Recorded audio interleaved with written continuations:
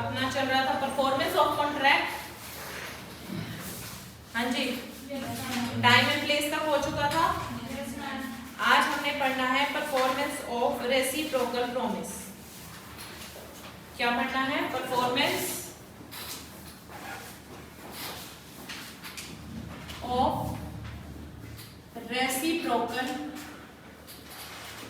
Promise. Reciprocal का मतलब क्या होता है क्लास? अब कॉन्ट्रैक्ट में उल्टा क्या होगा, सोच सकते हो? मतलब रेसिप्रोकल का मतलब क्या है? कॉन्ट्रैक्ट में रेसिप्रोकल का मीन्स क्या होगा? अगर एक पर्सन की परफॉर्मेंस ये है तो दूसरे परफॉर्मेंस ये होगी, दूसरे पर्सन की परफॉर्मेंस ये होगी।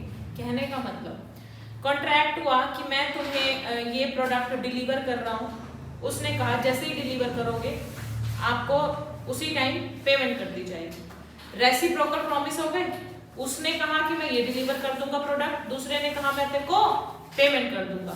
ठीक है, तो परफॉर्मेंस ऑफ रेसिप्रोकल प्रॉमिसेस में यहाँ पर आपके जितने भी पॉइंट्स हैं बहुत इजी है, एग्जांपल के थ्रू समझाऊंगी और सीरीज भी समझ में आएगी आराम से। ठीक है, सेक्शन 51 से लेकर 58 तक कवर हो रहा है किसमें? Performance of reciprocal promise. ठीक है, promisor not bound to perform unless reciprocal promise ready and willing to perform. इसका मतलब क्या है कि प्रोमिसर तब तक बाउंड नहीं है जब तक कि प्रोमिसी रेडी ना हो, उसकी इच्छा ना हो कुछ परफॉर्मेंस करवाने की। कहने का मतलब हमारा कॉन्ट्रैक्ट हुआ था आज। क्या कॉन्ट्रैक्ट हुआ था? मान लो हमारा कॉन्ट्रैक्ट हुआ था 2 महीने पहले। क्या कॉन्ट्रैक्ट हुआ था कि मैं आपको कितने भी क्वांटिटी में मान लो शुगर सप्लाई करनी थी। ठीक है, 100 टन आपको शुगर सप्लाई में करूंगा 2 महीने बाद। पिछले 2 महीने कॉन्ट्रैक्ट हुआ था, आज उस दिन पे हम खड़े हैं। ठीक है, अब कई बार ऐसा होता है ना, आज हमने किसी से कोई एग्रीमेंट किया, ठीक है, और आज 2 महीने बाद वो बंदा बोला कि मुझे अब नहीं चाहिए। क्या बोला उसने? कि मुझे अब नहीं चाहिए। तो बताओ प्रोमिसर की ड्यूटी वहीं पर ही खत्म हो जाती है या प्रोमिसर अभी भी सप्लाई करेगा उसको? बताओ, करेगा? नहीं करेगा। जबरदस्ती तो नहीं है ना। अगर सामने वाला पर्सन मुझे मना कर रहा है कि मुझे प्रोडक्ट की डिलीवरी चाहिए ही नहीं, तो आप उसके पास प्रोडक्ट को पहुंचाओगे भी नहीं। आपकी ड्यूटी हो गई वहीं पर ही खत्म। लेकिन वो बात अलग है कि आप उसके लिए क्या कुछ कंपनसेशन ले सकते हो, डैमेजेस ले सकते हो। भाई तेरी वजह से मैंने 100 टन मान लो किसी और को सप्लाई नहीं किए क्योंकि मैंने आपका एग्रीमेंट लिया हुआ था, तो आप उसका कंपनसेशन जरूर ले सकते हो, लेकिन आपकी ड्यूटी वही खत्म हो जाती है जिस दिन उसने आपको कहा कि मुझे इस प्रोडक्ट की डिलीवरी नहीं चाहिए। समझ रहे हो? टीचर यहाँ पर पढ़ाने आया, ठीक है, टीचर यहाँ पर पढ़ाने आया, जब तक बच्चों की ही इच्छा नहीं होगी क्या वो पर्पस पूरा हो पाएगा? है ना? तो जब तक वो ही विलिंग नहीं होंगे, कोई पर्सन परफॉर्मेंस लेना ही नहीं चाहता होगा, तो प्रोमिसर की भी ड्यूटी वहीं के वहीं खत्म हो जाती है। ठीक है, इसमें एग्जांपल सुनना। A and B contract that A shall deliver the goods to B to be paid for by B on delivery। कहने का मतलब A और B के बीच में कॉन्ट्रैक्ट हुआ है। क्या कॉन्ट्रैक्ट हुआ है? that A shall deliver the goods to B। A क्या करेगा? B को गुड्स डिलीवर करेगा। ठीक है, टू बी पेड फॉर, और उसकी पेमेंट कैसे होगी? By B on delivery. Goods deliver होते ही बी उसको पेमेंट कर देगा।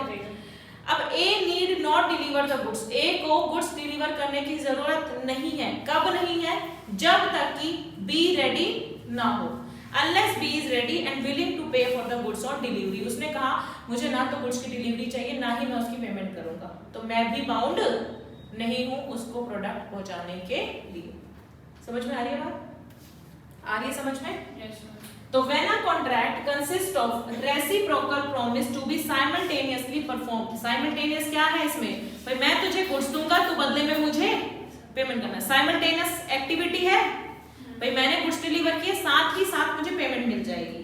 तो साइमल्टेनियसली अगर कोई परफॉर्म होना है, कोई कॉन्ट्रैक्ट ऐसा है जिसमें रेसिप्रोकल प्रॉमिस साइमल्टेनियसली परफॉर्म करना है, तो no promisor need to perform his promise unless the promisee is ready and willing to perform his reciprocal promise. जब तक सामने वाला नहीं चाहता होगा तब तक हमारी ड्यूटी नहीं बनती है। क्लियर है? चलो अब इसमें इसी एग्जांपल में आपको एक बार नीचे बता रहे हैं कि अगर ब्रीच होता है तो आपके पास क्या क्या राइट है।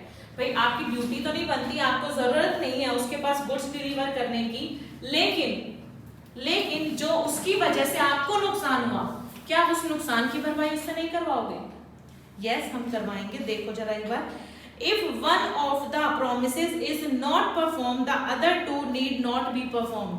इसमें कौन सा प्रॉमिस परफॉर्म नहीं हुआ? गुड्स डिलीवर करने का, तो पेमेंट करने की भी जरूरत नहीं होगी। ठीक है। If A in the above mentioned example is unwilling to deliver the rice on payment. Example change किया क्या? चलो, इसमें क्या हुआ, यहाँ पर हमने एग्रीमेंट किया था, ए और बी के बीच में हुआ था एग्रीमेंट कि ए ने बी को राइस डिलीवर करने थे और बी ने बदले में इसको क्या देनी थी? पेमेंट देनी थी। ठीक है। ए ने मना कर दिया कि मेरे पास प्रोडक्ट ही नहीं है, मैं राइस आपको डिलीवर नहीं करूंगा। तो अगर ए ने ही मना कर दिया, ब्रीच किसने किया यहाँ पर? ए ने, हमारे इस एग्जांपल में। ठीक है, ए ने ब्रीच किया कि मेरे पास राइस नहीं है, मैं आपको डिलीवर नहीं करूंगा। क्या बी को अपनी ड्यूटी पूरी करने की जरूरत है? भाई इसने अपना परफॉर्मेंस ही नहीं दिया, तो मेरा परफॉर्मेंस भी ऑटोमेटिकली क्या हो गया? खत्म हो गया, डिस्चार्ज हो गया। ठीक है। तो यानी कि if A in the above mentioned example is unwilling, उसकी इच्छा ही नहीं है to deliver the rice on payment, A will be guilty of breach of promise and the breach would relieve B of the obligation to perform his promise। यानी कि A के breach करने पर B की भी ड्यूटी खत्म हो गई अपने प्रॉमिस को पूरा करने की, and would enable B to treat the contract as at end। B इस कॉन्ट्रैक्ट को क्या मान लेगा? खत्म मान लेगा, एंड मान लेगा इस कॉन्ट्रैक्ट का, और एंड होते ही आपके पास क्या राइट जनरेट हो जाता है? Right to claim damages. भाई अब खत्म हो गया, खत्म करने के बाद ही तो केस करोगे ना, भाई कॉन्ट्रैक्ट को एंड मानोगे, उसके बाद ही तो आप केस करने लायक होगे। ठीक है। तो जिस दिन इसने अपनी परफॉर्मेंस नहीं दी तो इसकी परफॉर्मेंस ऑटोमेटिकली खत्म हो गई, ये बी डिस्चार्ज हो गया अपनी लायबिलिटी से, अपनी परफॉर्मेंस से। अब बी के पास राइट आ गया कि वो डैमेजेस क्लेम कर सकता है बाय सुइंग। ठीक है, केस डालकर। समझ में आता है ये बात? चलो, नेक्स्ट आता है order of performance of reciprocal promise. Order का मतलब यहाँ पर सीक्वेंस है। सीक्वेंस, भाई कैसे सीक्वेंस रहेगी? यहाँ पे बताओ पहले नंबर पे कौन सी परफॉर्मेंस होनी चाहिए जिस हिसाब से एग्रीमेंट हुआ है? राइस डिलीवर करना पहली परफॉर्मेंस, एक नंबर दे दूं, और दूसरी परफॉर्मेंस क्या है? पेमेंट करना। यही ऑर्डर हो गया, पहले राइस डिलीवर होंगे फिर पेमेंट होगी। तो इसी ऑर्डर के अकॉर्डिंग आपको करना है। जैसे एक कॉन्ट्रैक्ट और भी इन्होंने किया, क्या किया? ए और बी ने, ए और बी के बीच में एक कॉन्ट्रैक्ट हुआ। ए ने कहा A shall build a house for B at a fixed price. A ने कहा मैं तुझे क्या बना के दूंगा? एक घर बनाकर दूंगा। ठीक है, और तू मुझे उसके बदले में क्या करना? पेमेंट करना।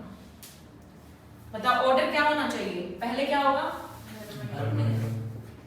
और दूसरी बारी में क्या आप इसको मॉडिफाई कर सकते हो ना? हाँ, कई बार ऐसा भी तो होता है ना कि एडवांस पेमेंट भी चलती है या इंस्टॉलमेंट में पेमेंट भी चलती रहती है कि भाई जितना जितना घर कंप्लीट होता जाएगा उतनी मैं पेमेंट आपको करता जाऊंगा। अब वो आपके एग्रीमेंट पे डिपेंड करता है कि आपका एग्रीमेंट किस तरीके का है। समझ रहे हो? अगर आपका एग्रीमेंट एडवांस पेमेंट का है तो पहला उसमें ऑर्डर क्या होगा? पेमेंट करना। दूसरा क्या होगा? घर की शुरुआत करना, घर बनाने की शुरुआत करना, ये ऑर्डर रहेगा। अगर आपका एग्रीमेंट है कि घर बनने के बाद पेमेंट करनी है तो पहला क्या रहेगा? घर बनाना। दूसरा क्या रहेगा? पेमेंट करना। अगर आपका एग्रीमेंट ऐसा हुआ है कि जितना जितना घर बनता जाएगा उतनी उतनी इंस्टॉलमेंट में पेमेंट होती जाएगी, तब आपका ऑर्डर क्या रहेगा? जितना पार्ट कंप्लीट हुआ, ठीक है, एक नंबर, और उसकी पेमेंट करना दूसरा। समझ रहे हो? तो ऑर्डर का मतलब यहाँ पर लिख लेना। कई बार पेपर पे पढ़ते वक्त ना हम भूल जाते हैं कि ये ऑर्डर किस चीज के लिए लिखा है। कोई ऑर्डर देना है, मतलब इंस्ट्रक्शन देना है, वो ऑर्डर है या सीक्वेंस वाला ऑर्डर है, तो इसको सीक्वेंस लिख लो। ठीक है। तो when the order of performance of reciprocal promise is expressly fixed by the contract, अगर आपने expressly agreement में अपना order लिखा है तो वो उसी order में follow होगा। लेकिन अगर order में आपने expressly fix नहीं किया है तो they shall be performed in that order which the nature of the transaction require।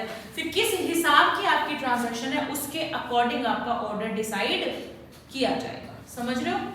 अगर आपने एग्रीमेंट में लिखा है कि पहले ये होगा दूसरे नंबर पे ये होगा तो उसी को फॉलो करो, लेकिन अगर आपने एग्रीमेंट में नहीं लिखा है तो लॉ क्या कहता है, आप अपनी ट्रांजैक्शन देखो किस तरीके की है।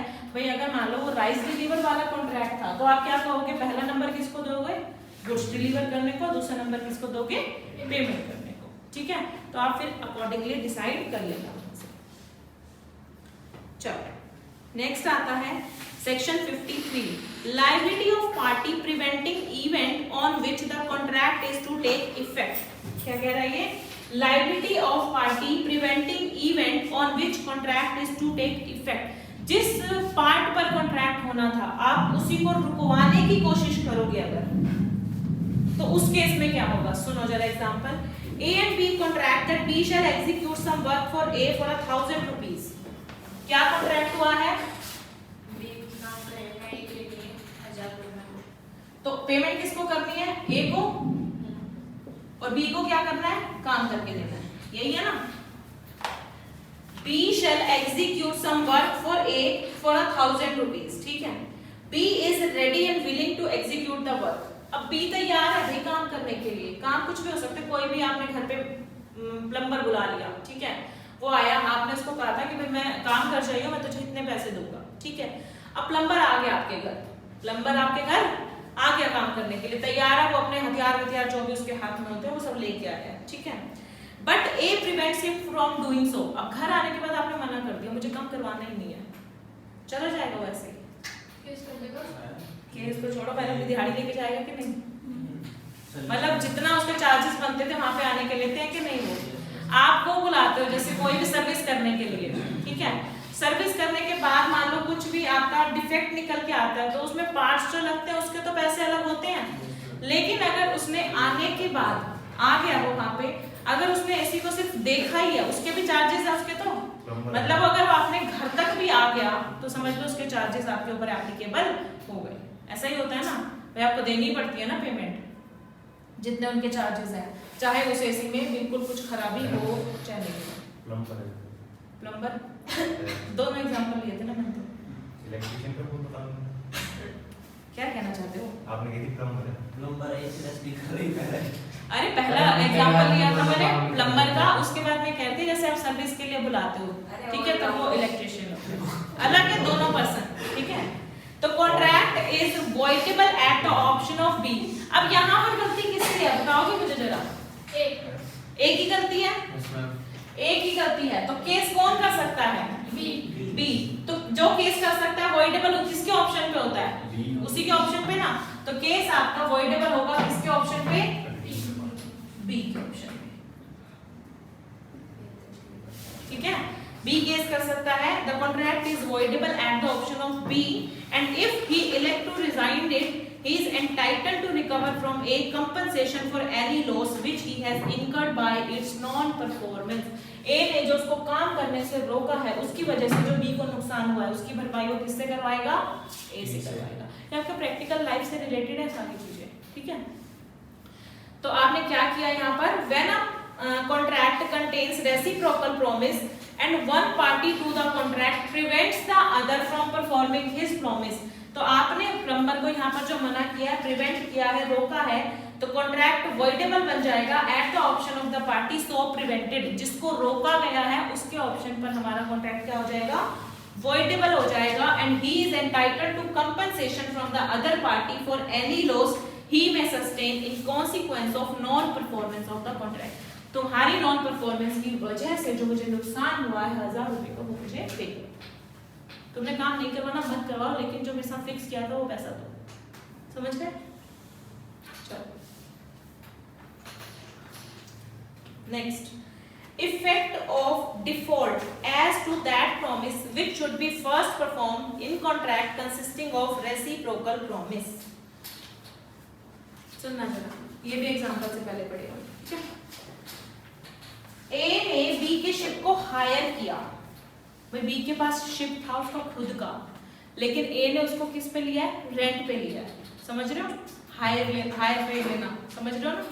तो A hires B ship to take in and convey from Calcutta to Mauritius a cargo to be provided by A. भाई मैं आपका शिप हायर कर रहा हूँ, ठीक है, उसमें मैं कार्गो मतलब अपना कुछ सामान भेजना चाहता हूँ, कहाँ से, कैलकाटा से लेकर मॉरिशस तक, ठीक है।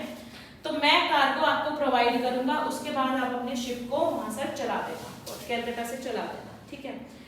तो cargo to be provided by A, B receiving a certain freight for its conveyance, B उसके बदले में क्या चार्ज करेगा, कुछ फ्रेट चार्जेस, भाड़ा लेगा उसका, ठीक है। A does not provide any cargo for the ship, लेकिन ए ने कोई सामान नहीं दिया, कोई कार्गो, कोई प्रोडक्ट ऐसे नहीं उस पर डिलीवर किए। तो बताओ ए ऐसा कह सकता है कि आपने मेरा सामान वहां तक नहीं पहुंचाया, भाई तूने सामान दिया है तो फिर मैं क्या पहुंचाऊंगा वहां पर, ठीक है। तो A can not claim the performance of B's promise, भाई बी अपना प्रॉमिस तो तब पूरा करेगा ना जब आप उसको कार्गो प्रोवाइड करोगे, कार्गो का मतलब सामान है यहाँ से, ठीक है। जब आप उसको सामान दोगे तभी तो वो आगे अपनी परफॉर्मेंस करेगा। तो अगर आपने ही अपना काम नहीं किया तो आप दूसरे की परफॉर्मेंस को कैसे क्लेम कर सकते हो, ठीक है। तो A can not claim the performance of B's promise and must make compensation to B for the loss which B sustains by the non performance of the contract. भाई आपने हायर किया था, आपने मुझे टाइमिंग बताया था कि मैं आपको कार्गो प्रोवाइड करूंगा, उस दिन तुम यहाँ से इसको चला देना और वहां पे पहुंचाना है, उसके लिए मैं आपको फ्रेट चार्जेस पे करूंगा। अब आपने इतना एग्रीमेंट करने के बाद उसको कार्गो प्रोवाइड नहीं किया, तो कार्गो प्रोवाइड ना करने की वजह से उसको अपनी ड्यूटी नहीं कर पाया, और अब उसको आपकी वजह से जो नुकसान हुआ है आपको उसकी भरपाई करनी पड़ेगी, यस करनी पड़ेगी, ठीक है। चलो क्लियर है। तो when a contract consist of reciprocal promise such that one of them cannot be performed or that its performance cannot be claimed till the other has been performed, मतलब जब तक दूसरा बंदा अपना काम नहीं करेगा तब तक मैं उसकी परफॉर्मेंस नहीं कर सकता हूँ, यानी कि जब तक एक कार्गो प्रोवाइड नहीं करेगा तब तक हम अपने शिप को नहीं चला सकते हैं। तो promisor of the promise last mention fails to perform it, मतलब ए फेल हो गया था कार्गो प्रोवाइड करने में, तो such promisor can not claim the performance of reciprocal promise and must make compensation to the other party to the contract for any loss which such other party may sustain by non performance of the contract। समझ में आ रहा है, नहीं आ रहा? Lines, ये example समझने के बाद तो लॉ पढ़ना आसान हो जाता है मेरे हिसाब से। अगर आपको फिर भी समझ में नहीं आ रहा ना तो एक बार लाइन को दोबारा पढ़ो और प्रोमिसर के ऊपर लिखो ए, फिर समझ में आएगा, ठीक है। मैं हमेशा ये बात बताती हूँ कि मैं एग्जाम्पल इसीलिए कराती हूँ कि उसके बाद लॉ पढ़ना हमें इजी हो जाता है, और अगर फिर भी इजी नहीं होता तो उस लॉ की लाइन के ऊपर एग्जाम्पल के किरदार डाल दो तो आराम से समझ में आएगा। तो when a contract consist of reciprocal promise such that one of them can not be performed और that its performance can not be claimed till the other has been performed. Other में यहाँ पर ए आएगा, जब तक ए ने परफॉर्म नहीं किया तब तक one of them can not be performed, यहाँ पर बी आएगा, ठीक है। तो promisor of the promise last mention fails to perform it, यहाँ पर ए है प्रोमिसर, तो promisor can not claim, A can not claim the performance of reciprocal promise from B, ठीक है, and must make compensation to other party, other party है यहाँ पर B, to the contract for any loss such other party में sustain. आप समझ में आया? हो रहा है क्लियर? अगर नहीं समझ में आया ना तो ये वाली कोशिश करके देख लिया करो, फिर लाइंस आराम से समझ में आती है। चलो अब आता है effect of failure to perform at the time fixed in the contract in which time is essential. ये थोड़ा सा इंपॉर्टेंट है, बड़े ध्यान से देखना, ठीक है। आपने अपने कॉन्ट्रैक्ट में, अपने एग्रीमेंट में, ठीक है, कोई टाइम फिक्स किया था कि मुझे इस टाइम डिलीवरी चाहिए इस गुड्स की, ठीक है, मुझे तो 10 बजे ही डिलीवरी चाहिए गुड्स की, ऐसा आपने एग्रीमेंट में लिखा था, ठीक है। अब कई बार ऐसा होता है कि हम एडजस्ट कर लेते हैं और कई बार एडजस्ट करना पॉसिबल नहीं होता। एडजस्ट करने से मतलब भाई अगर 10 बजे नहीं आया तो 11 बजे 12 बजे भी पहुंचा देगा तो चलेगा, होता है ना ऐसा, चलेगा। तो यहाँ पर तो हो गया कि वहां जहां पर आपका टाइम इज नॉट एसेंशियल, भाई एस्टिमेट दे दिया कि 10 बजे पहुंचा देना, लेकिन इतना भी एसेंशियल नहीं है कि एग्जैक्ट मेरे को डॉट 10 पे ही चाहिए। लेकिन कुछ कॉन्ट्रैक्ट्स ऐसे होते हैं फिर मैंने आगे उसको बोल रखा है 10:30 में तेरे को पहुंचा दूंगा, और उसकी दुकान तक पहुंचाने में मुझे आधा घंटा लगेगा ही लगेगा रास्ते का। तो अब बताओ, अब तो आपको 9:10 पे ही चाहिए, यहाँ पर आपका टाइम असेंशियल हो गया। तो मैं दो पार्ट कैसे बना रही हूँ, जहां पर टाइम असेंशियल है और जहां पर टाइम असेंशियल नहीं है। असेंशियल का मीनिंग समझते हो ना, जरूरी, महत्वपूर्ण जिसको बोलते हैं, है ना, नेसेसरी, समझ रहे हो। अब देखो दोनों पार्ट में क्या होगा। Effect of such failure when time is not essential. Not essential में मैंने कहा था 11-12 बजे तक भी भेज दोगे तो चलेगा, ठीक है। तो अगर आपने उस चीज को एक्सेप्ट कर लिया है, मान लो उसकी डिलीवरी पहुंची 12 बजे आपके पास और आपने गुड्स को रख लिया, अब आपके पास राइट है कि आप क्लेम करो कि भाई तुमने माल नहीं पहुंचाया तो उसके पैसे दे मुझे, नहीं ना। अब आपके पास 2 घंटे बाद अगर आपने एक्सेप्ट कर लिया है तो यानी कि आपने एडजस्ट कर लिया, कॉम्प्रोमाइज कर लिया, अब आपके पास कोई राइट नहीं बचता उससे कंपनसेशन क्लेम करने का। तो if it was not the intention of the parties that time should be essence of the contract does not become voidable by the failure to do such thing at or before the specified time, but the promisee is entitled to compensation from the promiser for any loss occasioned to him by such failure। कहने का मतलब आपने 12 बजे accept करा था जब इस goods को, उस टाइम आपने 12 बजे जब एक्सेप्ट कर लिया तो आपको चल गया कि हाँ ठीक है मैंने गुड्स रख लिए हैं। लेकिन अगर इन 2 घंटों की वजह से, लेट होने की वजह से कुछ नुकसान हुआ है, वो आप क्लेम कर सकते हो उससे, ठीक है। लेकिन कॉन्ट्रैक्ट तोड़ नहीं सकते। अब अगर एक बार एक्सेप्ट कर लिया है तो उसको दोबारा तोड़ सकते हो आप? नहीं तोड़ सकते। आपके पास कॉन्ट्रैक्ट को रिजाइन करने का ऑप्शन नहीं बचा, लेकिन इस 2 घंटे की वजह से अगर कोई नुकसान हुआ है तो वो ले सकते हो आप, समझ रहे हो। अब दूसरा पार्ट आएगा जहां पर टाइम असेंशियल है, भाई मुझे 10:10 पे ही चाहिए था। तो इन case of a contract voidable on the account of promiser's failure to perform his promise at the time agreed, the promisee accept performance of such time other than agreed, the promisee cannot claim compensation for any loss occasioned by the non-performance of the promise at the time agreed unless at the time of acceptance he give notice to the promiser of his intention to do so। इसमें यही बात लिखी गई है कि अगर आपने 12 बजे एक्सेप्ट कर लिया, ठीक है, आपको कोई दिक्कत नहीं हुई 12 बजे एक्सेप्ट करने में, है ना, तो अगर लॉस आपको कोई हुआ नहीं है तो आप उससे क्लेम कर सकते हो क्या? नहीं कर सकते, ठीक है। तो यहाँ पर 2 पार्टीशन मैंने इसीलिए बनाए थे कि जहां पर आपको टाइम जरूरी है तो उसका गुड्स वापस रिजेक्ट कर दो, भाई 10 से तू लेट पहुंचा रहा है मुझे चाहिए ही नहीं। अब ये कॉन्ट्रैक्ट हो गया रिजाइन, उसके बाद आपके पास राइट आ सकता है कि पूरा आपने जो कॉन्ट्रैक्ट किया था उसकी वजह से जो मुझे पूरा लॉस हुआ है उसकी भरपाई करो। लेकिन अगर आपने कहीं ना कहीं एडजस्ट कर लिया है, ठीक है, तो एडजस्ट करने के बाद आपका राइट खत्म हो जाता है कुछ भी क्लेम करने का। क्लियर हो रहा है? पढ़ा दूं एक बार दोबारा? पढ़ाने दो। एक बार एनालिसिस में आना।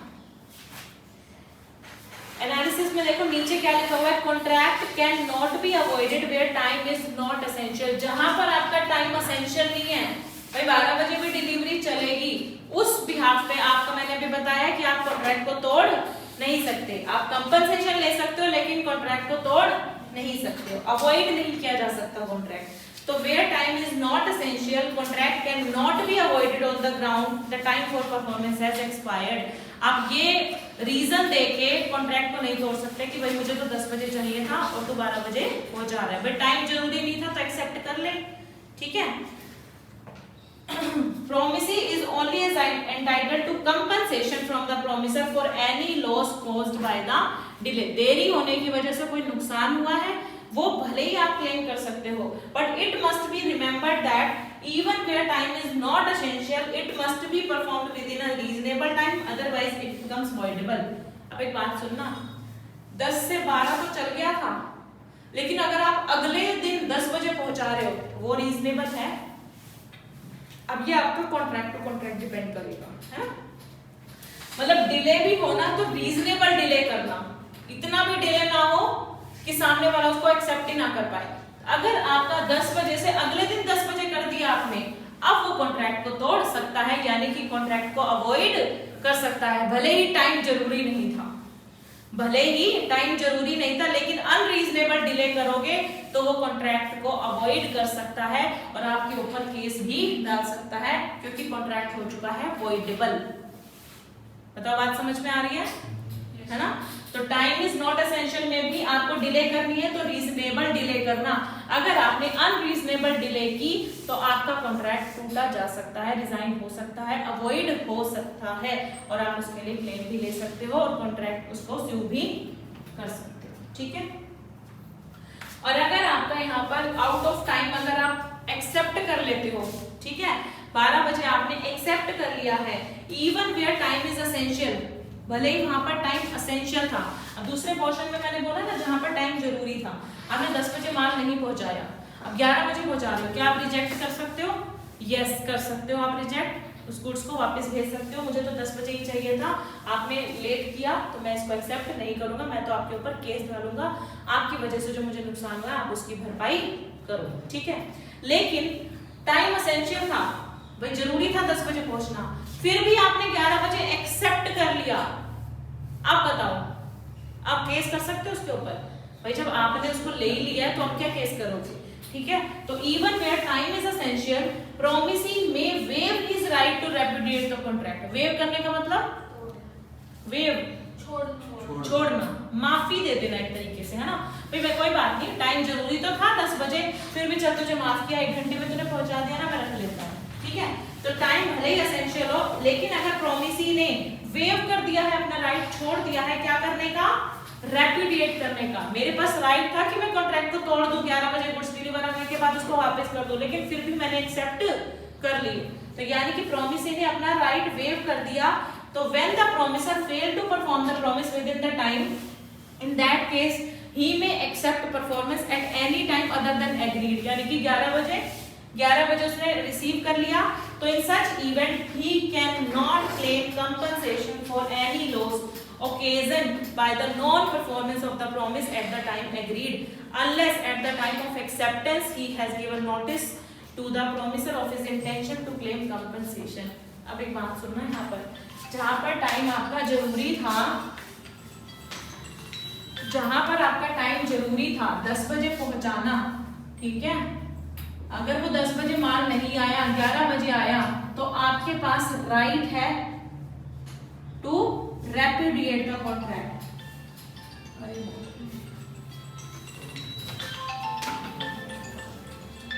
हेलो, हाँ जी, हाँ चल रहा है।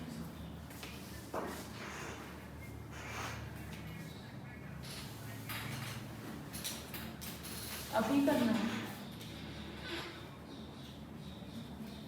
चलो देखती हूँ, कर रही हूँ, क्लास में थी ना। हाँ ठीक, नंबर दे दो। हाँ जी, हाँ एक बार जरा देखना, 10 बजे जरूरी था पहुंचाना माल को, ठीक है, और 11 बजे उसने पहुंचाया है, टाइम एसेंशियल था, तो आपके पास राइट था कि 11 बजे आप वापस भेज सकते हो, कॉन्ट्रैक्ट को रेपुडिएट कर सकते हो और साथ में कंपनसेशन भी क्लेम कर सकते हो। एक बात हो गई खत्म। दूसरी बात मैं शुरू करने जा रही हूँ। 10 बजे पहुंचाना जरूरी था, लेकिन उसने 11 बजे पहुंचाया और आपने क्या किया, 11 बजे उसको क्या कर लिया? एक्सेप्ट कर लिया। एक्सेप्ट करने का मतलब ये वाला राइट खत्म, एक्सेप्ट करने का मतलब ये वाला हो गया राइट हमारा खत्म, ठीक है। लेकिन कंपनसेशन ले सकते हो? नहीं, कंपनसेशन नहीं ले सकते।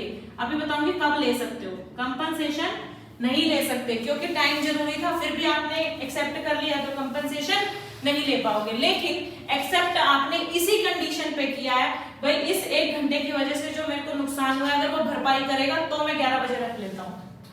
समझ रहे हो मेरी बात? आपने फोन करके उसको क्या बोला, तेरा माल 11 बजे रख रहा हूँ लेकिन बदले में मुझे 1 घंटे का जो नुकसान हुआ वो भर दे, तो मैं एक्सेप्ट कर लेता हूँ। यस, तब आप कंपनसेशन ले सकते हो। क्लियर है? जनरली सोचना, अपने हिसाब से बिजनेस चला रहे हो तो यही काम करोगे ना। ऑब्वियस सी बात है, आपके पास अगर टाइम जरूरी था, 10 बजे आपको चीज चाहिए थी और वो 11 बजे भेज रहा है तो एक बार तो उसको फोन करोगे ना। भाई तेरी चीज 1 घंटा डिले आ गई है, उसकी वजह से जो मुझे नुकसान हुआ है वो भरपाई करेगा, तो मैं 11 बजे भी इसको रख लेता हूँ, नहीं तो तेरा माल आ रहा है वापस। फ्लिपकार्ट वाले तो नहीं करते ऐसे। ये पोज नहीं हो सकती क्या? हेलो हाँ जी, मैं नंबर भेज दिया क्या आपने? कर रहे हो 2500 ना? कर रहे हो, ठीक है मत करो। अभी मैं एक बार रीड करने के लिए टाइम दे रही हूँ, अगला वाला जो कंसेप्ट है या इसी वाले कंसेप्ट को एक बार रीड कर लो, क्योंकि फिट हो जाएगा थोड़ा सा दिमाग में। वो स्वाइप करने का है जो कैमरा तो क्या उसका कहीं यहाँ पे तुम वहाँ पे पढ़ो। दो लाइन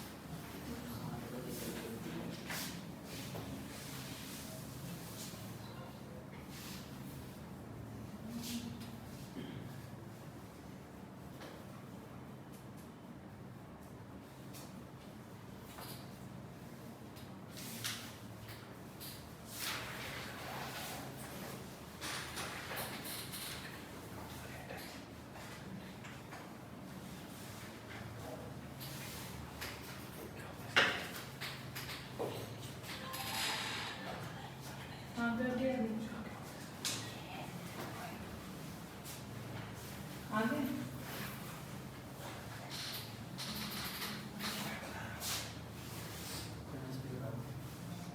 नंबर पे टाइम को बदल होता है क्या कह रहे हैं? मार्केट टाइम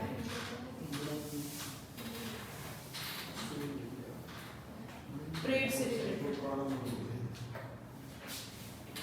गवर्नमेंट के ऊपर केस कर क्या गवर्नमेंट के ऊपर नॉन डिलीवरी की हाँ सैन कार्ड बैंक करके पे कर देते हैं हाँ कर दो।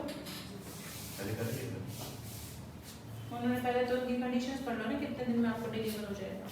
1 महीना उससे ज़्यादा हो गया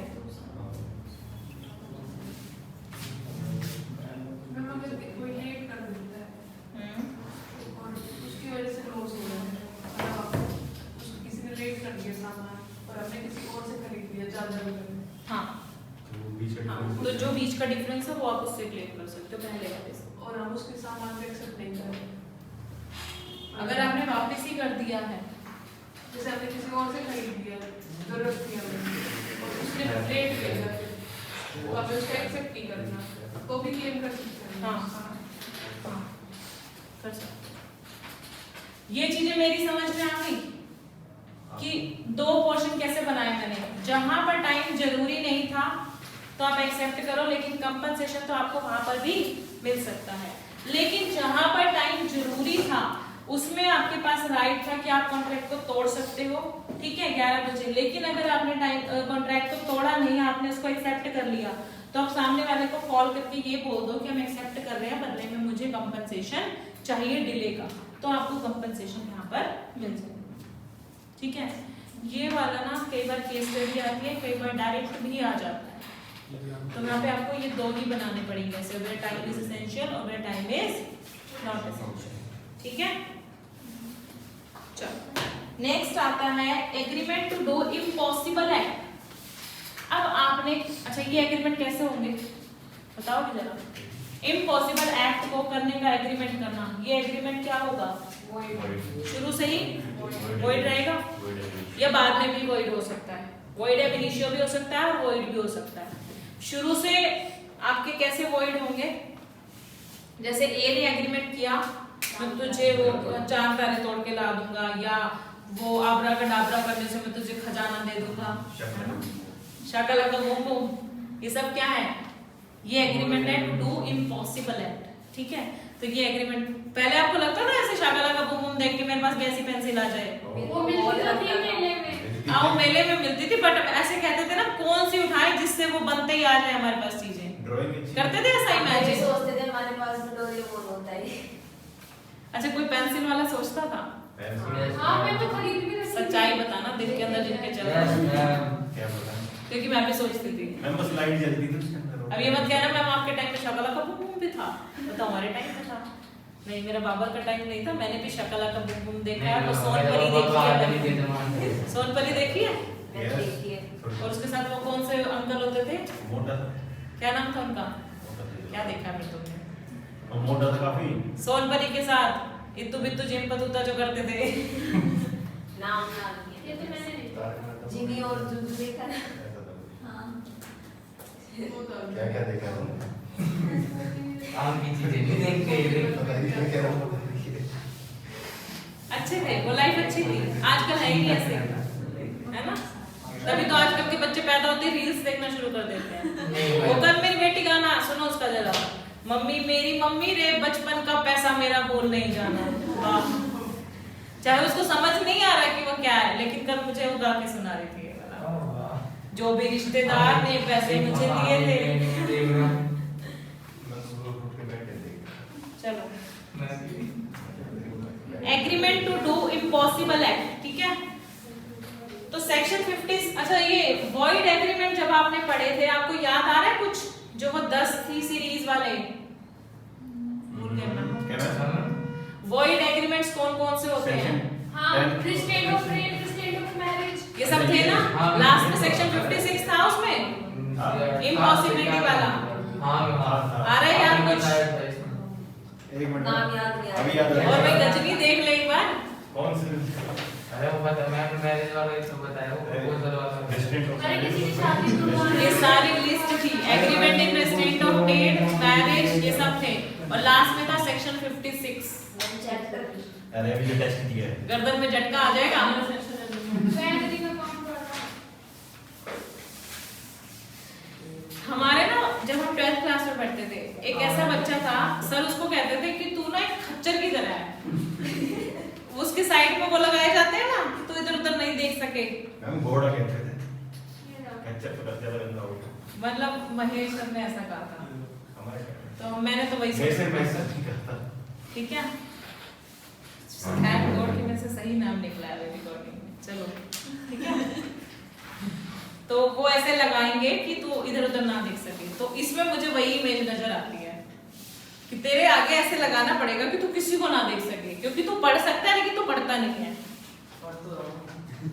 इधर उधर देखने से पढ़ाई डिस्टर्ब होती है। अच्छा अब पूछ लिया, मिला है तुझे? कहाँ पे उनको भी बता दे सबको 1.62 है। मेरे को क्योंकि वो लिस्ट नहीं दिख रही ना तेरी, वो तो लिस्ट ऐसे अलग से बनी हुई थी। किसी को मिली है? बता तो दिया। हाँ इधर कर, इधर कर।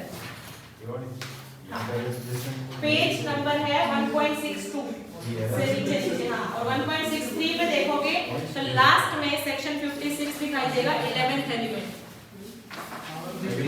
ठीक है, तो यही है वो सेक्शन 56 जो अब हम पढ़ने जा रहे हैं। ठीक है, तो कोई भी आप ऐसा एग्रीमेंट करोगे इम्पॉसिबल एक्ट करने का, तो वो एग्रीमेंट आपका वॉइड कहलाता है।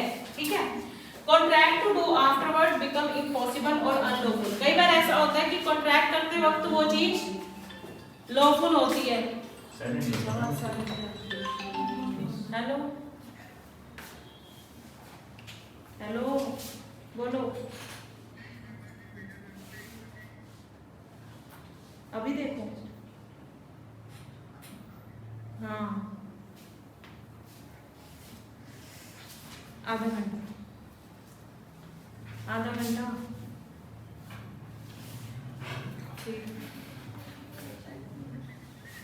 नहीं, हम बाद में बताऊंगी, ठीक है।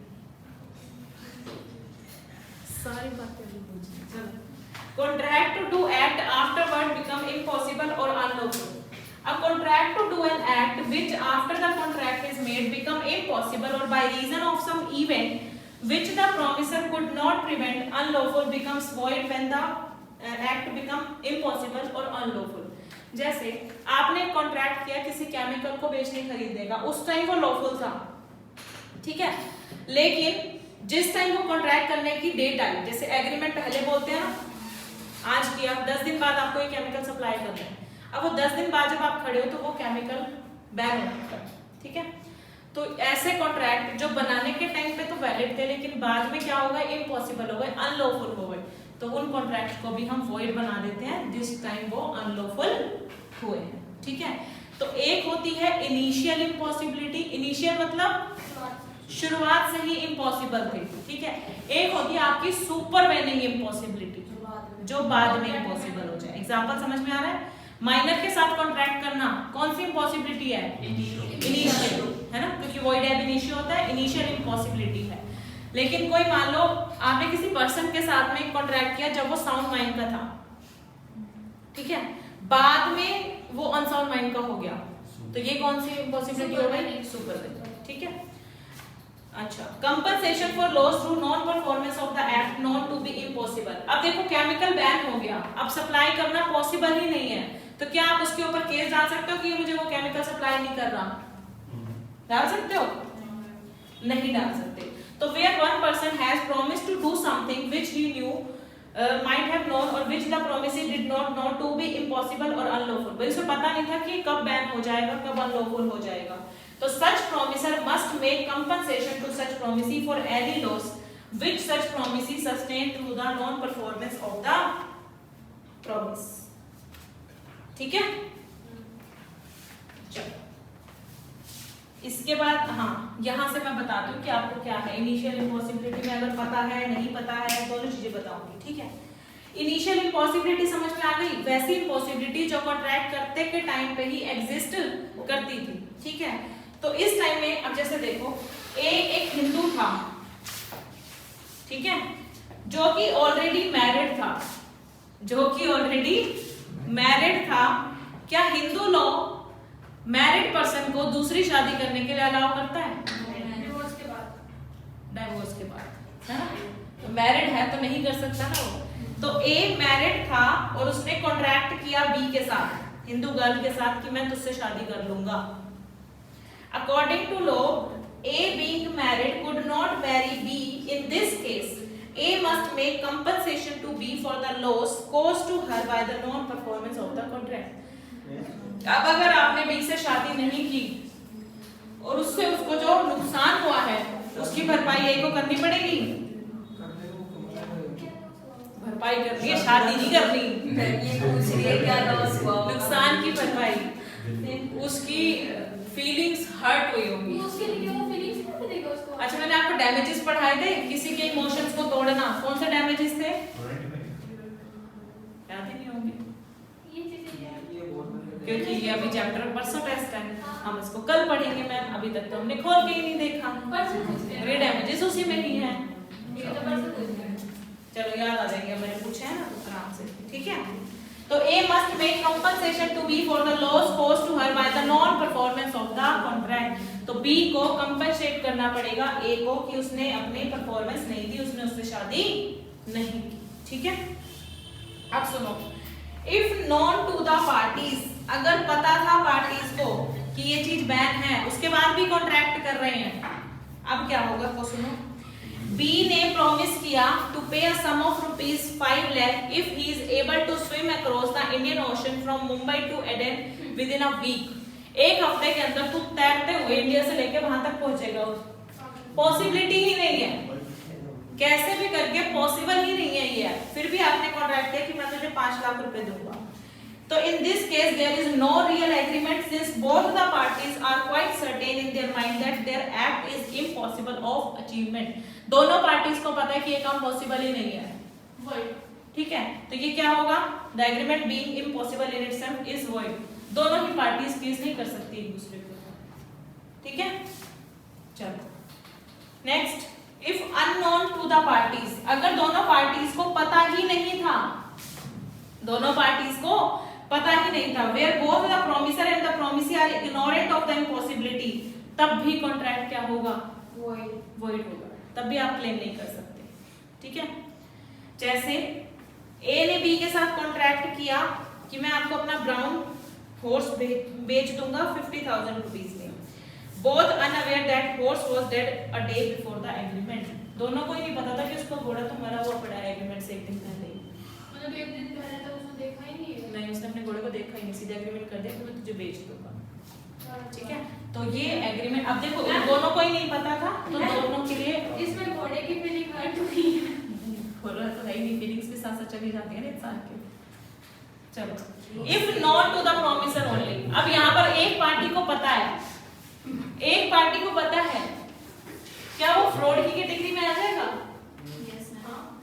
भाई अगर तुम्हें पता होते हुए भी आपने इम्पॉसिबल एक्ट की, किसी के साथ एग्रीमेंट किया या कॉन्ट्रैक्ट किया, तो देखो जरा, where at the time of entering into the contract the promisor alone knows about the impossibility, मान लो उसे पता था या उसे नहीं पता था लेकिन वो पता कर सकता था, दोनों ही केस आ रहे हैं।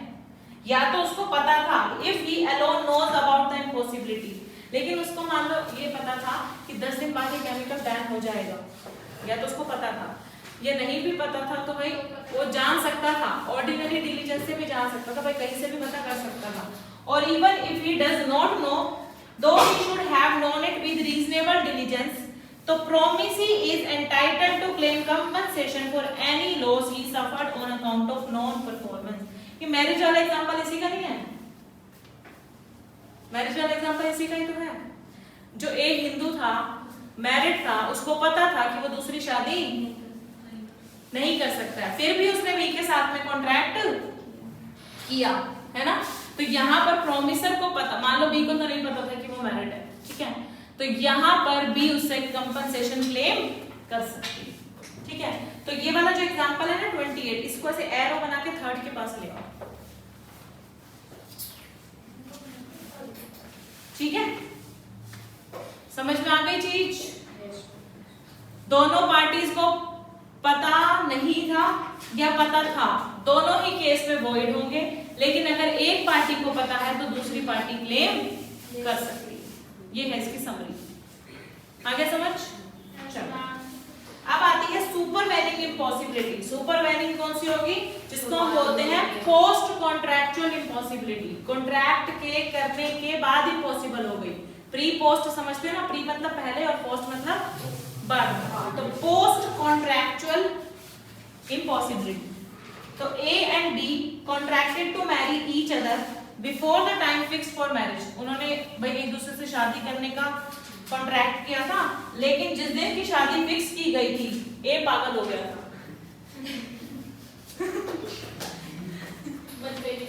In this case, contract becomes void due to subsequent impossibility and thus discharge। यहाँ पर कॉन्ट्रैक्ट भी क्या हो गया?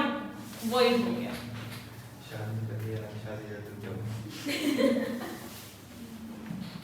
उसको उतना भेजा खा लिया कि वो मैड ही हो गया। ठीक है, चलो नेक्स्ट आता है reciprocal promise to do certain things that are legal and also some other things that are illegal. Section 57 mixture है ये। किस चीज का मिक्सचर? लीगल और इलीगल का। अब मुझे यहाँ पर बताओ पूरा कॉन्ट्रैक्ट क्या होगा? ऐसे कह दो, लीगल चीज को भी इलीगल कह दोगे? वॉइड होगा। पहले लीगल से बाद में इलीगल होगा। अरे लीगल अगर दोनों कॉन्ट्रैक्ट सेपरेट हो सकते हैं तो लीगल वाला वैलिड और इलीगल वाला, है ना? अगर वो अलग अलग हो सकते हैं तो लीगल वाला वैलिड और इलीगल वाला वॉइड। ठीक है, लेकिन अगर वो सेपरेट नहीं हो सकते तो ऑल टुगेदर वॉइड। समझ रहे हो ना? चलो, जैसे ए और बी ने एग्रीमेंट किया कि ए बी को अपना घर बेचेगा 5 लाख रुपए में।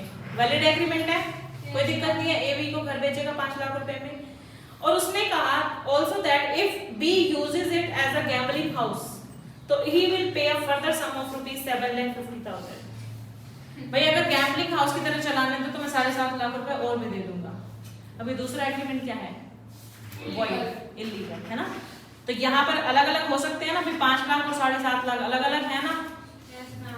तो यहाँ पर आपका जो first set of reciprocal promise है, यानी कि घर बेचना 5 लाख रुपए में, वो तो है वैलिड कॉन्ट्रैक्ट, और दूसरा जो है 7.5 लाख रुपए वाला, वो आपका अनलॉफुल होते हुए वॉइड कॉन्ट्रैक्ट बन जाए। Simple. Alternative promise, one branch being illegal. देख लो भाई example. A and B agree that A shall pay B 1 lakh rupees, for which B shall afterwards deliver to A either rice or smuggled opium। अब rice तो legal है ना, और smuggled opium illegal है आपका, ठीक है। तो this is a valid contract to deliver rice और void agreement as to opium. लेकिन यहाँ इनके बीच में ना और लगा हुआ है ना, या तो ये और या तो ये। तो the law on this point is contained in section 58 which says that in case of the alternative promise, one branch of which is legal and other illegal, तो legal branch alone can be enforced. Enforced का मतलब अगर जैसे 1 लाख रुपए का हुआ था ना कि ए बी को 1 लाख रुपए देगा, मान लो ए ने बी को 1 लाख रुपए दे दिए, तो आप राइस के लिए तो केस कर सकते हो, लेकिन क्या आप ओपियम के लिए केस कर सकते हो? ठीक है। तो सिर्फ अगर राइस डिलीवर नहीं किए गए तो आप कोर्ट में केस डाल दो, भाई 1 लाख रुपए देते इसलिए मुझे राइस देने का कॉन्ट्रैक्ट किया था, तब तो केस कर सकते हो। लेकिन आप कोर्ट को ये नहीं कह सकते मैंने इसको 1 लाख रुपए दिया है और ये मुझे ओपियम नहीं दे रहा। पहले वाले एग्जांपल यहाँ पे ऑल्टरनेटिव है ना, 2 प्रोडक्ट्स ऐसे हैं जिसमें से एक लीगल है और एक इलीगल है। वहां पे कॉन्ट्रैक्ट ही 2 अलग अलग थे ना, वहां पे कॉन्ट्रैक्ट ही 2 अलग अलग थे। यहाँ पर कॉन्ट्रैक्ट एक ही है, लेकिन उसके जो कॉन्ट्रैक्ट के एलिमेंट हैं वो 2 ऑल्टरनेट हैं, ठीक है। जिसमें से एक आपका वैलिड के लिए तो आप केस कर पाओगे, दूसरे के लिए केस नहीं कर पाओगे। ऊपर भी आप ये बात बोल सकते हो कि अगर मान लो मैंने 5 लाख रुपए दे दिए तो उसने मुझे अपना घर नहीं दिया, तो वो एनफोर्सेबल है, आप केस कर सकते हो। लेकिन अगर आपने वो 7.5 लाख रुपए भी दे दिए थे और फिर उसने गैम्बलिंग हाउस की तरह यूज नहीं करने दिया, तो अब आप कोर्ट में नहीं जा सकते, ठीक है। समझ आ रहा है या गर्दन हिला रहे हो? बस आ रहा है ना। चलो, एप्रोप्रिएशन ऑफ पेमेंट। एप्रोप्रिएशन का मतलब में सुना था P&L एप्रोप्रिएशन अकाउंट बनाते थे, क्या होता था उसमें? एप्रोप्रिएशन होता था, मुझे याद नहीं है, मेरे बाबा का जमाना था, उस टाइम एप्रोप्रिएशन बनता ही नहीं था। मतलब जो पैसा आना है ना उसके हिसाब से 11 साल हो गए, वो तो कार्ड इन्वेस्ट कर रहे नहीं एप्रोप्रिएशन होता था। एप्रोप्रिएशन का मतलब क्या होता है? जो भी पैसा आना है उसको कुछ एडजस्ट एडजस्ट करना, बांटना। भाई उस पैसे को कहीं ना कहीं अप्लाई करना। जैसे पार्टनरशिप में आपका P&L एप्रोप्रिएशन बनता था, तो यहाँ पे आप क्रेडिट साइड में, तुम्हारे लिए ये वाली होगी ना क्रेडिट साइड, है ना, तो बाय प्रॉफिट अकाउंट लिखते थे, प्रॉफिट एंड लॉस अकाउंट, उसमें अमाउंट लिख देते थे। फिर 2 में यहाँ पर जो उसको इंटरेस्ट ऑन कैपिटल अदरवाइज कुछ भी देना था, और लास्ट में क्या करते थे, to profit transfer to ABC उनके रेशो में बांट देते थे। ये एक तरीके से एप्रोप्रिएशन ही हो रहा है ना। क्या हो गया? एक तरीके से क्या हो रहा है, एप्रोप्रिएशन ही हो रहा है ना, बट रहा है ना पैसा। तो यहाँ पर भी हम इस पैसे को बांटेंगे, कैसे बांटेंगे जरा देखो। सेक्शन 58 तक ऊपर थे, 59 से लेकर 61 तक नीचे है। वो क्या है जरा सुन लो। Application of payment where debt to be discharge is indicated. अब एक बात सुनना, एक है क्रेडिटर और एक है डेटर।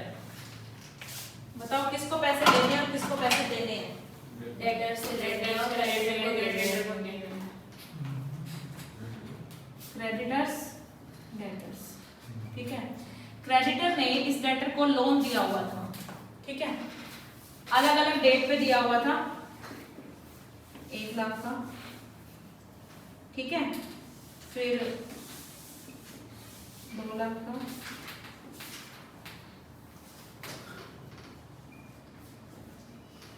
5 लाख का, इस तरीके से, ठीक है, अलग अलग डेट्स पे लोन दिए हैं। अब डेटर ने क्या कहा, डेटर ने ना इसको कितने रुपए दिए, 4 लाख रुपए दिए। कितने रुपए दिए, 4 लाख रुपए। बताओ आप कौन से लोन को पहले खत्म करोगे? सबसे पहले वाला। कहीं लिखा हुआ फीफो लगाओ? नहीं ना, आपको तो ना सब पता है। अरे मैम फीफो आपने कहाँ से पढ़ लिया? वही तो हम भी बोल रहे हैं। हमें फिर को याद ही नहीं क्या, हम तो एवरेज ड्यू डेट निकालने वाले देश की। ज्यादा हो गया। 4 लाख रुपए इसमें दिए, पहले 2 बार सुन लो मेरी बात।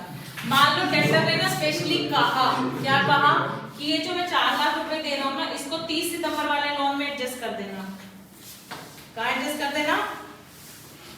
30 सितंबर वाले लोन में। तो अब आप क्या करोगे, 5 लाख में से 4 लाख हटा दोगे, बचा कितना?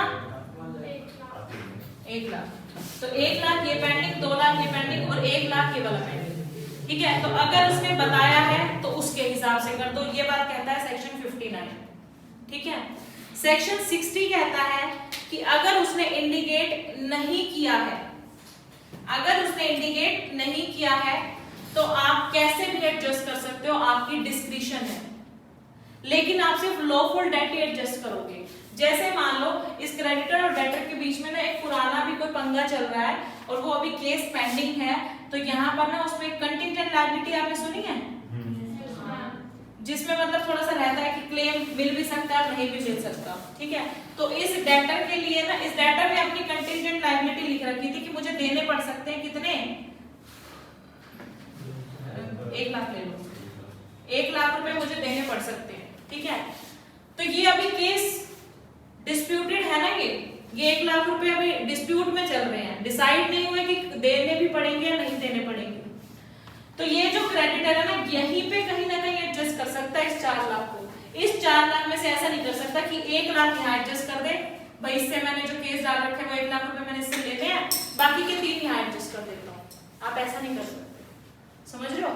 जो लॉफुल डेट है ना, सिर्फ उसी में ही एडजस्ट कर पाओगे। कई लोग ना ऐसा दिमाग लगाते हैं, भाई जो कोर्ट में केस डाला हुआ है वहां मैंने क्लेम डाल रखा है कि मुझे इस बंदे ने 1 लाख रुपए देने हैं, तो पहले मैं सोच रहा हूँ कि इसने जो 4 दिए हैं ना, एक वहीं से एडजस्ट कर देता हूँ, यहाँ से सिर्फ 3 ही हटा देता हूँ, 2 लाख अभी पेंडिंग बच जाएंगे। ठीक है, लेकिन आप ऐसा नहीं कर सकते, सिर्फ आप लॉफुल डेट में ही एडजस्ट करोगे, यहाँ नहीं एडजस्ट कर सकते। अब यहाँ पे आप कैसे भी एडजस्ट करो, चाहे आप पिछले 2 हटा के यहाँ से कम करो, चाहे आप यहाँ से एडजस्ट करो, जैसे भी करो वो आपकी इच्छा है। अगर डेटर ने कुछ नहीं बताया है तो ठीक है, पहला केस क्या था, सेक्शन 59। अगर डेटर ने कहा है स्पेशली कि मेरे कहाँ पे एडजस्ट करो, 30 सितंबर वाले लोन में, तो वहीं पे एडजस्ट करने हैं, सेक्शन 59। सेक्शन 60 है, आपकी इच्छा है कहीं पे भी एडजस्ट करो। और सेक्शन 61 क्या कहता है, application of payment where neither party appropriate, भाई ना तो उसको समझ में आ रहा है ना उसको समझ में आ रहा है, अब क्या करोगे? Very good, in order of time, वही फीफो लगा दे, 1 लाख यहाँ से, 2 लाख यहाँ से और 1 लाख यहाँ से। अब पेंडिंग सिर्फ क्या बच गया, ये 0, ये 0 और यहाँ पे बचा 4 लाख। ये कहता है नहीं लगा सकते, इन ऑर्डर ऑफ टाइम, जिस टाइम आपने लोन दिया सबसे पहले उसकी रिकवरी करोगे। एवरेज नहीं निकालेंगे? नहीं भाई कोई एवरेज नहीं निकले, किसने कहा है लोन में एवरेज निकालते हैं, लोन ही कहता। ठीक है, तो where neither party makes any appropriation, तो payment shall be applied in discharge of debt in order of time whether they are or not barred by law for in the force for the time being as to limitation of suit if the debts are of equal standing। अब एक बात और, इसने ना 2 मई को सुबह 2 लाख रुपए दिए थे और 2 मई को ही इसने 1 लाख रुपए और दिया था, अब क्या करोगे? ये 2 मई को ये ऊपर वो 1 लाख एडजस्ट करेंगे, तो सुबह शाम वाला थोड़ी देखते रहोगे टोटल कर लेंगे ना कि देखो 4 लाख दिए, 1 लाख आपने यहाँ एडजस्ट किया, तो आप इसको कैसे करोगे भाई? 2 लाख को इंपॉर्टेंस दोगे या 1 लाख को? 3 लाख। 3 लाख 3 लाख को देंगे ना, टाइम थोड़ी डेट पहले आ गई, डेट 2 मई है ना, डेट पहले आ गई, उससे 30 से पहले आ गई तो 3 हो गया ना, 3 - 2 अच्छा मैं थोड़ा सा अमाउंट चेंज करती हूँ क्योंकि यहाँ वाला ना एकदम मिस वो हो गया मैच वाला सीन। ठीक है, यहाँ पर मैं कुछ करती हूँ ऐसा,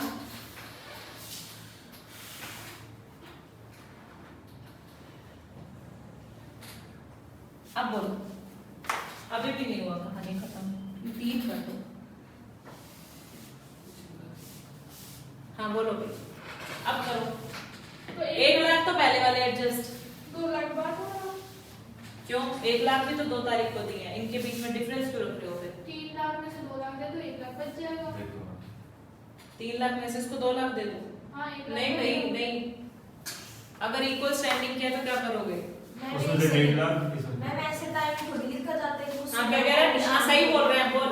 उसमें 1.5 लाख इसमें 50,000। हाँ, तो यानी कि आपने क्या किया?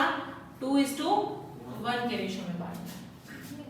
1 लाख वहां एडजस्ट हो गया, 1 लाख एडजस्ट हो गया, बाकी बचे 2 लाख। उस 2 लाख को 2:1 में, 1.5 लाख और 15 2:1 में कैसे बांटेंगे? बांटना आता है ना? 2 लाख डिवाइडेड बाय 3 into 2 और into 1। हाँ ठीक है, वो लगाते रहना। तो हमको क्या करना है? If the debts are of equal standing, मतलब सेम डेट के हैं, तो payment shall be applied in discharge of each proportionately. ठीक है, क्लियर है? वैसे वो 4 वाले से आपका आराम से होता। जो ये 4 लाख थे ना, इसमें से 1 लाख यहाँ एडजस्ट हो गए, 3 लाख जो बचे, 3 लाख को 2:1 में बांट दो, तो 2 लाख यही एडजस्ट और 1 लाख यही एडजस्ट। ठीक है, समझ में आ गया? चलो 59, 60, 61 कवर हो गए हैं। हाँ बोलो मैम, क्या चाहिए मैम से? वो 13 है अभी, खत्म करना है क्या? समझ आ गया ना? अच्छा ठीक है, खत्म तो मुझे पॉसिबिलिटी नहीं लग रही है ना। नोवेशन, डिसीजन और ड्यूरेशन।